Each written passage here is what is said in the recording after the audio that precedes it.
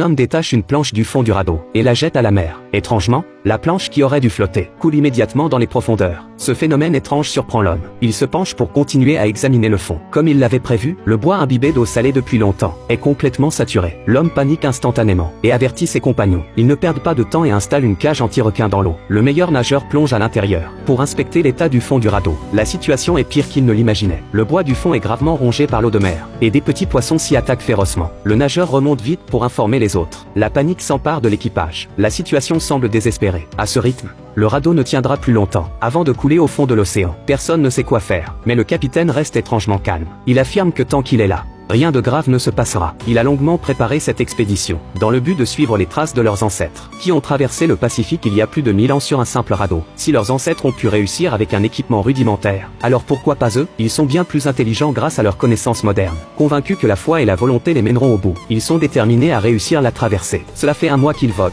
et quoi qu'il arrive, ils ne peuvent abandonner maintenant. Les paroles du capitaine redonnent espoir à tout le monde. Ils attendent patiemment l'aube de la victoire. Peu après, le capitaine aperçoit un requin-baleine près du radeau. Heureusement, cette énorme créature est paisible et ne s'attaque pas aux humains. Le capitaine prend son appareil photo pour immortaliser le moment. Mais alors que le requin-baleine passe près du radeau, il heurte une planche, faisant sursauter un homme à proximité. Voyant le requin-baleine revenir, l'homme, pris de panique, attrape un harpon. Quand le requin-baleine s'approche à nouveau, il le frappe sans écouter les mises en garde de ses compagnons. La surface de l'eau éclabousse violemment. Avant que l'équipage ne puisse réagir, la corde du harpon commence à se tendre rapidement. Blessé, le requin-baleine plonge en profondeur. La force immense exercée sur la corde fait tourner le radeau sur place. Heureusement, à un moment critique, la corde cède et se brise, sauvant ainsi le radeau in extremis. Comme d'habitude, ils envoient un message radio à la terre ferme. Le capitaine prétend que tout se passe très bien. Ses compagnons lui lancent des regards perplexes. Le capitaine, indifférent, décide même de descendre sur un canot pour prendre une photo de groupe souvenir. Alors qu'il prend son appareil photo et s'apprête à immortaliser le moment, un requin s'approche furtivement. Un membre de l'équipage remarque le danger et tire rapidement la corde pour ramener le capitaine à bord. Heureusement, le requin,